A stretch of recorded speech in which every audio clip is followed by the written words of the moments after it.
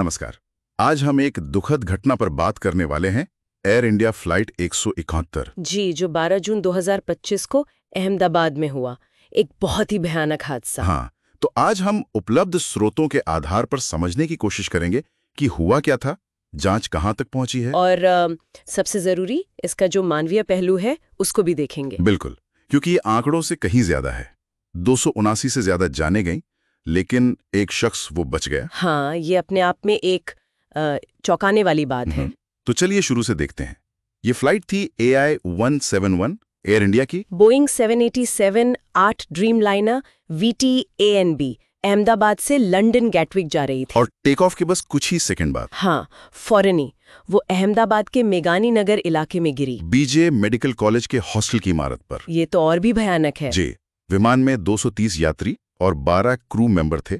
इनमें से 241 नहीं रहे। और जमीन पर हॉस्टल में वहां भी कम से कम 38 लोगों की जान जाने की खबर है। मतलब कुल आंकड़ा 279 के पार है। और इस सबके बीच वो एक जीवित यात्री, विश्वास कुमार रमेश, 40 साल के ब्रिटिश नागरिक। हाँ, और रिपोर्ट्स के मुताबिक उन्हें सिर्फ मामूली चोटें आईं। ये वाकई एक चमत्कार जैसा लगता है। दूसरी तरफ इतने सारे पीड़ित, उनकी पहचान की प्रक्रिया भी चल रही होगी। चल रही है, और ये बहुत मुश्किल काम है। DNA टेस्टिंग हो रही है। अब तक करीब 125 लोगों की पहचान हुई है। अच्छा। और उनमें से 83 शव परिवारों को सौंपे जा चुके हैं। बहुत से परिवारों ने तो अपने सभी सदस्यों को खो दिया। ओह। मेडिकल छात्र थे, पूरा का पूरा क्रू था। बहुत दुखद है। सरकार ने मुआवजे की घोषणा की है, प्रति परिवार 1.25 करोड़। पर जान की कीमत तो नहीं लगाई जा सकती। खैर, अब आते हैं जांच पर। सबसे बड़ा सवाल यही है, हुआ कैसे? सही। सबसे अच्छी बात यह है कि दोनों black box flight data recorder और कॉकपिट वॉइस रिकॉर्डर वो मिल गए हैं। हाँ, ये तो बहुत जरूरी होता है जांच के लिए। बिल्कुल। तो अब जांचकर्ता इंजन का परफॉर्मेंस डेटा देख रहे हैं। फ्लैप्स, लैंडिंग गियर की क्या पोजीशन थी, पायलटों के बीच आखिरी पलों में क्या बात हुई होगी, वो CVR से पता चलेगा। जी। और आसपास के CCTV फुटेज भी खंगाले जा रहे हैं। सब कुछ मिलाया जा रहा है। कोई शुरुआती थ्योरी, किस तरफ शक जा रहा है? देखिए, अभी पक्के तौर पर कुछ कहना जल्दबाजी होगी, लेकिन कुछ शुरुआती संकेत है। जैसे कि एक तो ये कि शायद दोनों इंजन ने एक साथ थ्रस्ट खो दिया, पावर फेलियर। दोनों इंजन एक साथ ड्रीमलाइनर जैसे प्लेन में? हाँ, ये काफी असामान्य है। इसीलिए दूसरी संभावना ये भी देखी जा रही है कि विमान के कॉन्फ़िगरेशन में कोई गड़बड़ हो। कॉन्फ़िगरेशन मतलब? जैसे कि शायद टेक ऑफ के वक्त लैंडिंग गियर ठीक से ऊपर नहीं गया हो, या फ्लैप्स सही सेटिंग में न हो। अच्छा, तो ये चीजें ब्लैक बॉक्स से साफ हो सकती हैं? उम्मीद तो यही है। FDR से ये सब डेटा मिल जाता है। इस पर सरकार और DGCA का क्या रुख है? कुछ एक्शन लिया गया? हाँ, बिल्कुल।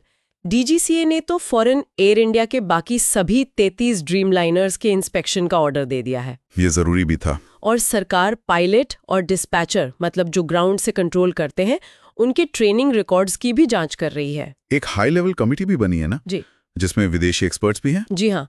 UK, US और बोइंग के प्रतिनिधि भी शामिल हैं उस कमेटी में। जांच वही लीड कर रही है। रिपोर्ट कब तक आने की उम्मीद है, कोई अंदाजा? कहा जा रहा है कि शुरुआती रिपोर्ट शायद 3 महीने के आसपास आ सकती है। वैसे एयर इंडिया के चेयरमैन N चंद्रशेखरन ने एक बात कही है जो ध्यान देने लायक है। क्या कहा उन्होंने?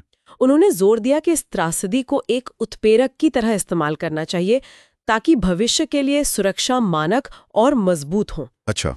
ये एक तरह से स्वीकारोक्ति भी हो सकती है कि कहीं कुछ कमी थी। हो सकता है। या शायद भविष्य के लिए एक संकल्प हो।